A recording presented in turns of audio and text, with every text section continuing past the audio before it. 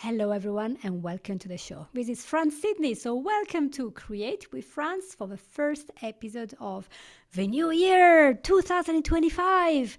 The year where we're going to be all healthy, eat less, cut down sugar, lose weight, get a new husband, change job, move to another country, volunteer, and who knows? We have all these plans, don't we? We have loads of plans. Sometimes, though, we have no idea how to achieve this plan. So in January, I'm going to be talking to lots of coaches and psychotherapists, etc., and we'll be helping you to get right there to the core and get all of those goals sorted out. And one of your goals could be that you are already good at something, but you want to get better using mindset. And therefore, I brought you one of the best experts in the world about sport mindset. So, if you are a sport person, professional or not, if you want to really excel in your sport, or if you're a coach, or if you want to get into the sport, maybe this episode will be the key for your understanding on what is missing there to make you go to the next level. And that's why I'm so happy today to welcome into my virtual studio Kate Schneider, all the way from Chicago. So, hello. Hi, Franz. Happy New Year. I'm really excited to be on the show. So thanks for having me. I'm very excited. By the way, everyone, I just turned 60 last week, and Oh, I'm very excited to keep going with my sport goals. But maybe I don't want to be, the top of the top. But I'm excited to talk about this with Kate because Kate not only has been doing sport all her life, but she also became a psychotherapist and a counselor.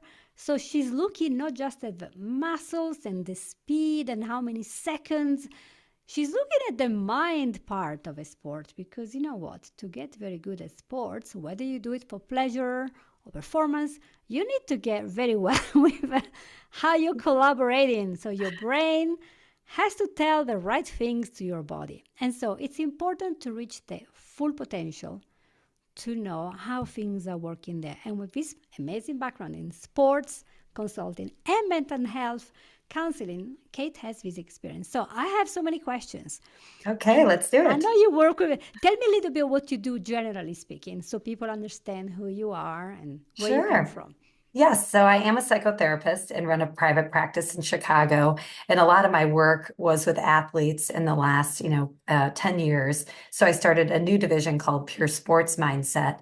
And that's where I'm working with athletes in the high school level all the way to the collegiate level on how they can sharpen the mind. Exactly what you said.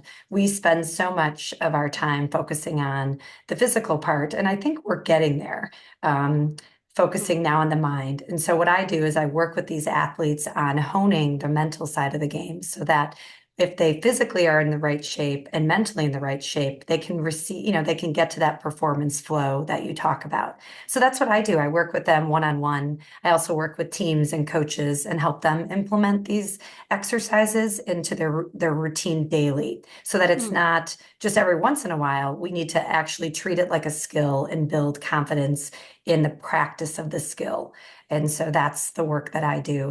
And I focus on 5 different areas: breathing, visualization, feedback loop, probably the most important, where I use my clinical background, how an athlete talks to themselves, mindfulness in the way of how they use their senses in order to stay grounded on the court, and then lastly, communication. So those are the areas that I focus on and implement short exercises. That's great. You know what? I want to make sure the audience knows this. There are so many people that now associate mindfulness with drawing flowers on a journal, making pretty illustration, and I'm all for it because I'm an illustrator, I'm a photographer, I love nature, I love drawing it, and that's a good part of it. But there is a lot more to mindfulness than doing journaling. And probably you will want to touch. Did you want to delve a little bit in these 3 principles you just mentioned so we know what they are and how useful Sure. they are to get there? Yes, so I'll start mindfulness because you started there. A lot of my athletes really gravitate towards that because when you're in a higher pressure situation, no matter what sport you're doing, and get yourself into that stress response, how do athletes stay sort of engaged? And in the moment, the best way is to tap into some sense, the sense of sight, the sense of touch. If they play hockey and they have a stick, can they focus on the way that feels?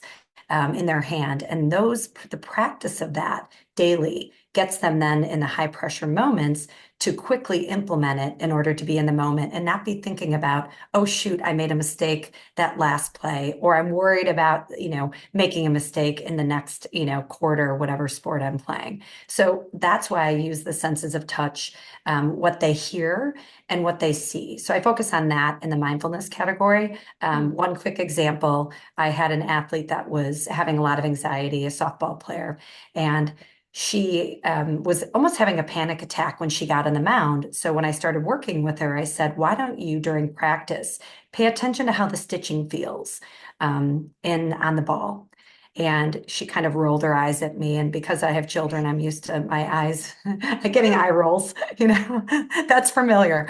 And so I said, just try it, because she said, it's not going to work. I said, just try it 1 minute. 1 minute of practice this week. Try it.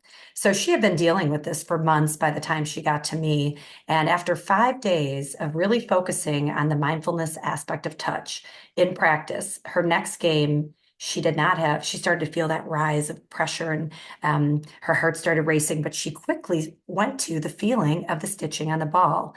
And she has not had a panic attack. It's been over a year and really succeeding. And so it wasn't me, it was teaching that skill very quickly. So yeah, that's my favorite from the mindfulness category. Do you want me to touch on the other ones, some of the other Yeah, ones as well? before Yeah. you go there, I'll just, Yeah. it's very connection with bilateral stimulation because that's what I use to get people out of a panic attack. Yes, very much. That's exactly right. And to Yeah. use the neuroscience, I think for a long time, coaches and parents and even athletes, we were just telling them, hey, get tough, stay in the moment. And we're just saying it to them, but we're not giving them the skills to practice and and say that is bilateral stimulation. And that's what's going to get you to calm down enough to perform. So That's the wonderful. other pillars, yeah, I know, fascinating, right? Um, Let's do this.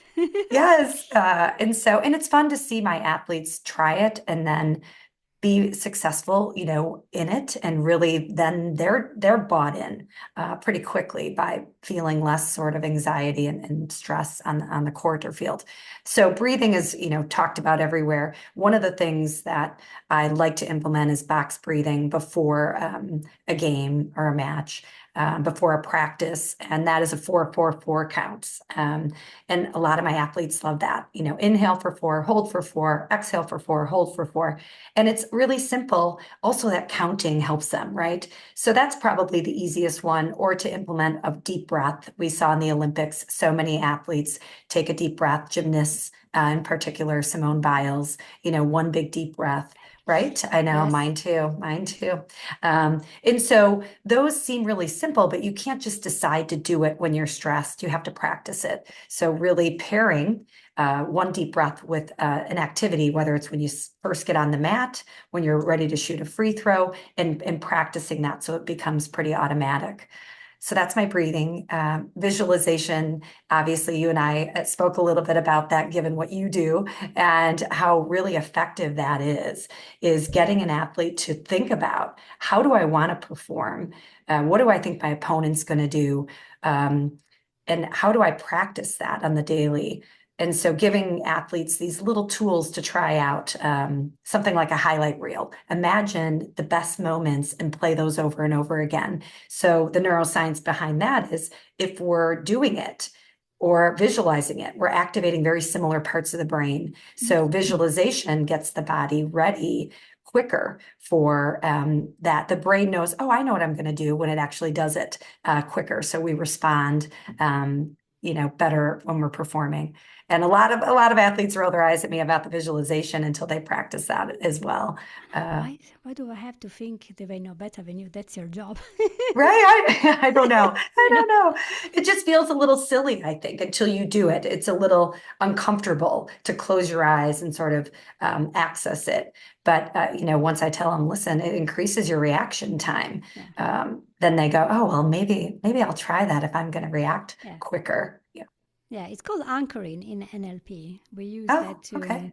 find a moment where you've been really successful, you were really happy, you were really calm, feeling poised, and you're on top of the world. So we go there, we really feel it, we take it up to, to 10, feel it better and better, even talk Yes. about it. And then we do an anchor, which just can be a noise or whatever. So we make this little sign, even if it's just doing that. And then every time we keep repeating, so I'm just gonna hit this microphone all the time. We keep repeating, so the good emotion, and then the little trigger, a bit like Pavlov reflex, and Right. then repeat, repeat, repeat until the brain is got with synapses filled with this connection, and it just faster, as you said, is automatic because It's we learn automatic. by repetition. So Right. in the end of the day, when you're walking there, you have to have that feeling again so you can just recall it. How do you do it? It could be music, it could be food, it could be a scent, it could be anything you have chosen. And Yes. anchoring works, which is Yeah. why, if I have a company here with me and they are smoking, I don't smoke, but let's say they're smoking a certain type of cigarettes. And I'm Yeah. like taken straight back to when I was with my dad, who is now passed away. And Hmm. then he used to smoke. And I'm just taken back to that moment when I was with him and I feel all the emotion and everything in an instant. And I haven't done any practice to remember this. It just happened because I associated being with him with that kind of smoke scent. So Right.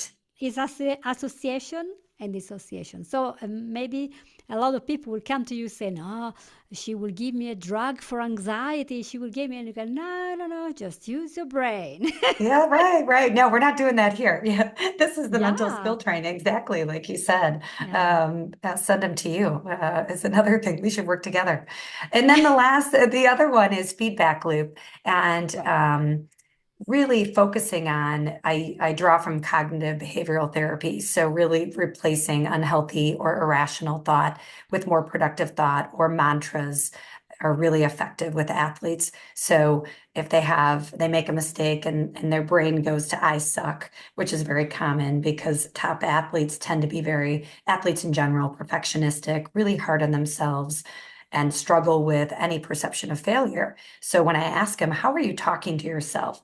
It's really hard to hear how mean they are. And it's a lot of I suck, I'm never going to get better, fixed mindset. So Mm. when I work to help them replace that to something more productive, I'm not where I want to be yet, or a mantra of prove them wrong. And so that instead of I suck, they practice that mantra. And that usually gets them out of the fear state or a negative pattern state into a more hopeful, inspiring state. And so that's my favorite to do for sure. Yes. I love it. And I love that you can you can really notice how terrible we are with our own self. I mean, if Yes. that was your best friend and he was playing baseball and he was mean to pick up his ball and catch when they throw it, and bear with me, I've only saw one game, but they have to run home and run base and they missed it. Yeah. It's your friend. Would you go in there? You really suck. Right. No. You were going Never. to say, don't worry, next time it's going to be better, it's going to Yes. be faster. You just encourage your friends. So why are we not friendly to ourselves? I just don't get it. It's hard. It just is hard to wire that way. And we don't realize how we start at a very young age with that voice, and whether it's the voice of a coach or a Mm. parent, we tend to talk about association, think about embarrassing moments or moments of failure connected to a negative self-talk. So it takes a Yeah. lot of effort on that one. But I've watched lots of athletes turn it around, and I can see it in their body language. Instead of dropping their head when they make a mistake, their heads up and they're on to that next play. Like you said, let's move past it. Let's go. What's next? Or what's right in front of me right now. So, Yeah. And there are certain sports, not to mention baseball again, where every movement you take is measured. They have statistics, they have everything. So, how do you feel when everything is analyzed and there will be somebody who is better? Does that make you feel like always. you're never enough? Yeah. Yes. I think that's what happens baseball's a game of failures. I hear that all the time from my baseball players.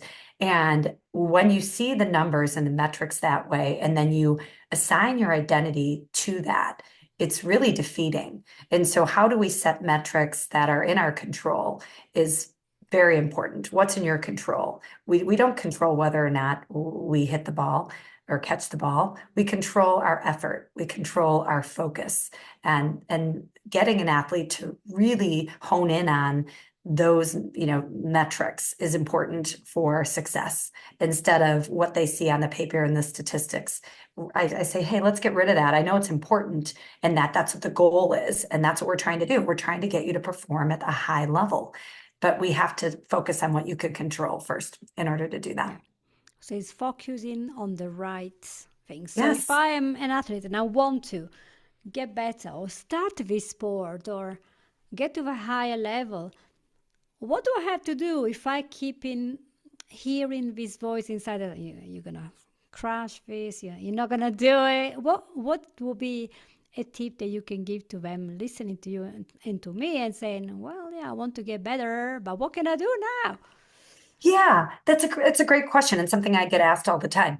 Really, it's implementing these skills on a daily basis. So setting aside, not just, oh, I'm going to do that. You opened up the podcast saying, the new year, what are we all going to do? And you said some real things with some funny things that people might be doing. But if we don't practice that skill, so my big thing is pick something that you lean towards. Maybe it's visualization, maybe it doesn't have to be all of them. But if we think of it in quadrants and we're depleting all the quadrants of our mindset, we are not going to do well mentally. So let's pick one, pick two. Obviously, let's work towards all four, and let's practice it daily, just like journaling, just like working out, eating healthy, whatever it might be. And do that 2 to 5 minutes every single day. Be committed to that. And that's nothing, that 2 to 5 minutes. I open up a lot of my talks with coaches and teams, asking them, tell me, how many minutes a day do you think somebody's actually in the moment? It's my favorite question.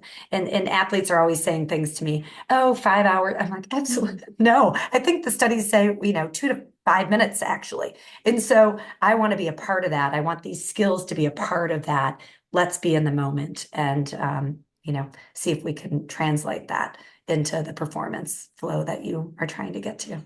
So be in the moment. And I know Be in the that moment. I Mhm. happen to hear you've written a book called Pure Sports Mindset. What is that about? Does it talk about these principles a little bit deeper? It does. And thank you for that. Here it is, right here, actually. So I Yes. actually, I didn't plan on being an author.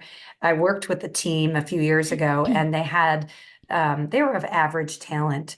And I was feeding them exercises from, the work that I had done. They ended up having a really successful season, the furthest they've been in 30 years, really fun. And so from there, I decided to take that work and publish my manual, and everything I had done with this team really inspired me to do it.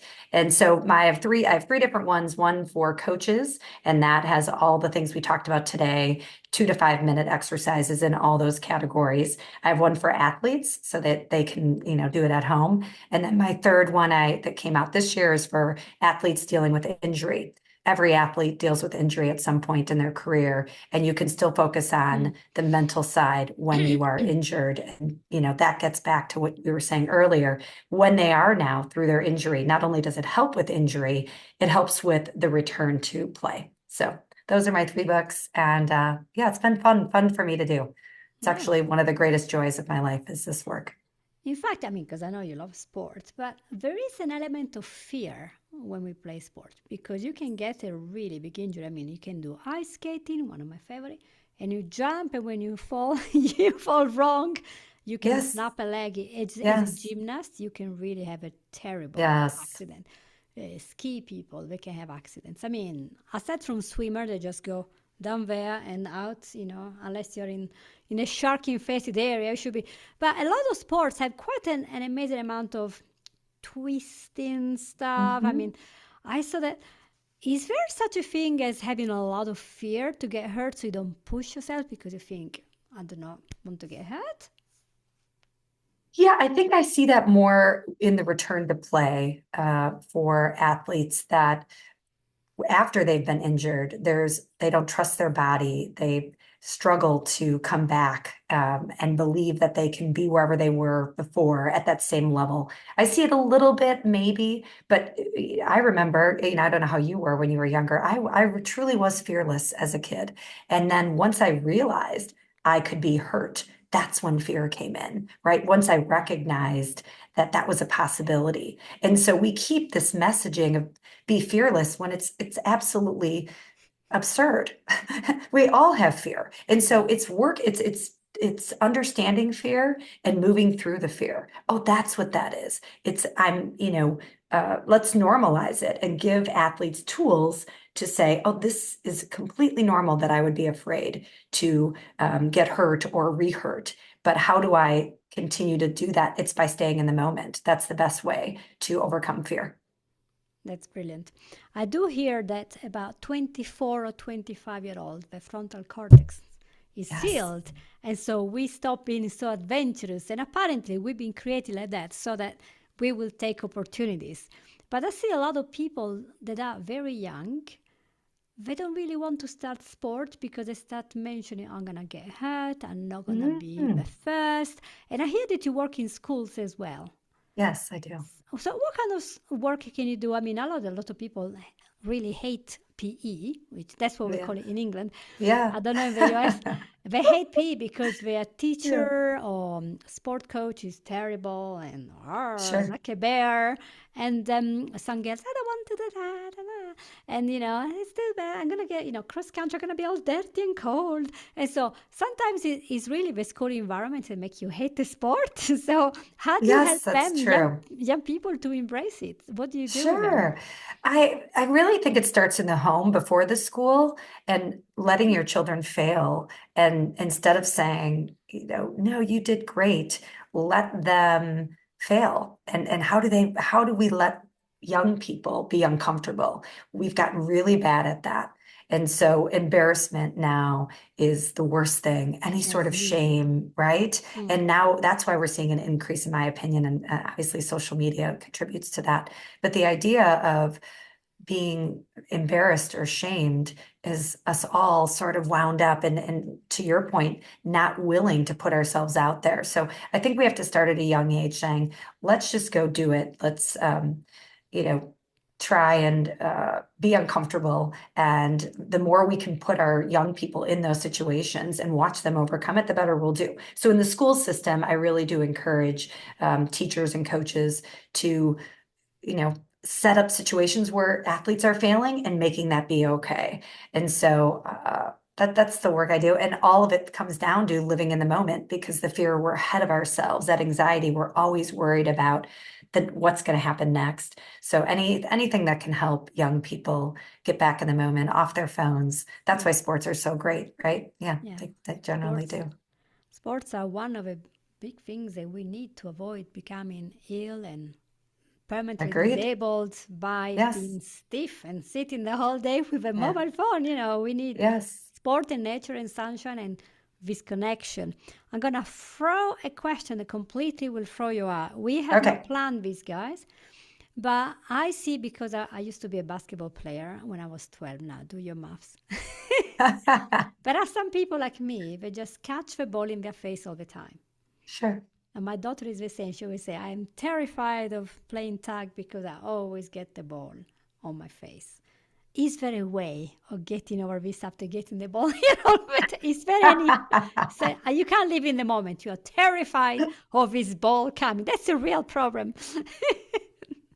Well, here's the thing. There is a physical component, right there of ability. And what, for me, is it the fear or is it the ability? And we only know if we minimize the fear. So that's my Mm. answer to that. How do we, like a breathing that I talked about? Let's see what happens. Can she catch the ball when she's not afraid, when you're in the backyard and you're just tossing it? Or do mistakes happen when there's more intensity? And so that's how I know, because sometimes I do get athletes that will say, I want to work with you because I want to play Division 1, but that's not really in their wheelhouse of capability from a talent perspective. I don't care how much work they do, they're never going to get there. But how we can only know if we minimize the fear, work in the mental side, and see what happens. And then obviously the physical stuff is for the coaches to deal with. Yeah. Yeah.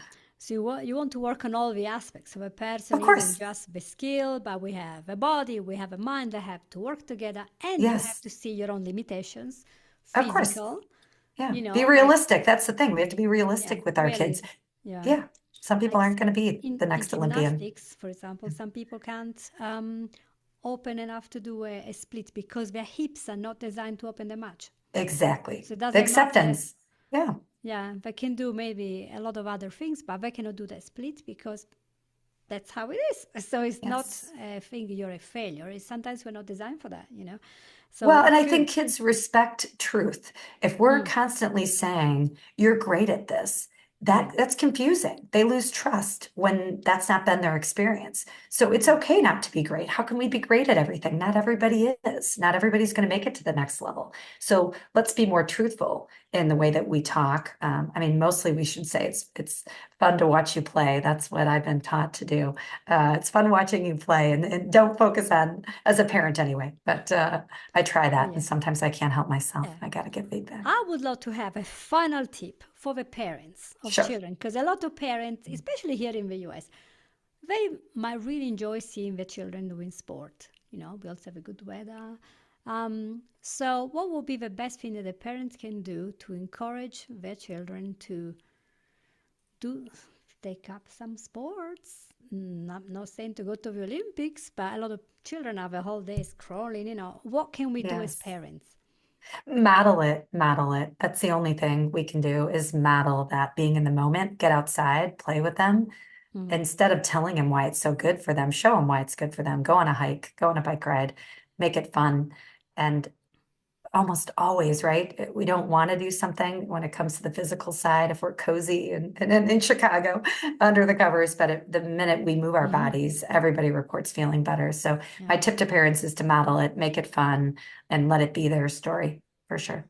Oh, I love that. Let it be their story. Yeah, because Yes. they, you know, maybe you're thinking they can do baseball and they are thinking, I want to do another thing. And tell me, my dad is going to hate me if I don't do baseball like him. Yes. Well, maybe there's something else that you enjoy. Maybe it's just fishing, you know. Right, But exactly. I'm not saying, I shouldn't say just because fishing is quite a skill as well. Yeah, you're gonna get in trouble for that. Yeah, I mean, how do I say? Is my whole family from this side is all fishermen. Uh, Yes, so yeah. it certainly it requires your being in the moment, ready for the fish to come out, and stamina and mindfulness and skills of all this stuff. So it's still a skill, and you can still go and have some fun, which is in the end of the day, isn't that what sport is about? It's supposed to be, yes, It's supposed to absolutely. be fun. It's supposed to be When, fun. when the fun Yeah. goes, why are you there? Yeah, you got to have the love for the game. I mean, certainly it's hard competition and to compete and work hard. Sometimes, Yeah. that part's not fun, but you got to have the love. And if you lose the love, then it's the time to really step back and reassess. What am I Yeah. doing? Mhm. Well, there's no stepping back. It's all going forward now and see what the new year is going to bring us. And you know what? It's going to become something that depends on us because a lot of stuff depends on what we're going to do and our mindset. And if we're not becoming a top athlete, maybe we just enjoyed creating the body that we want, having good breathing, and, you know, stay away all these diseases that come from a sedentary life, which is a thing I don't understand.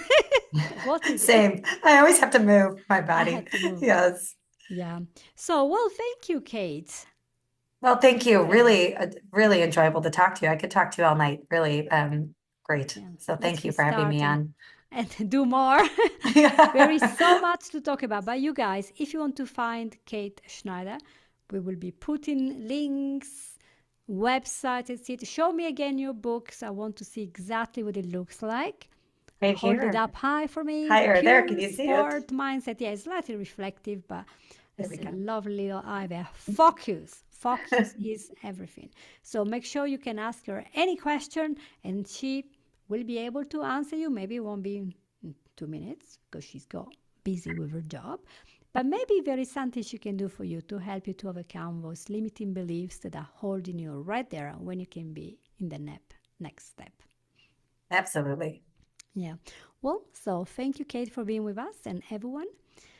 I hope to see you next week because I have lined up a huge amount of people to talk about amazing, amazing things from psychedelics to sport to dating, and everything is around mindset and creating the life that you want. So thank you so much for being here.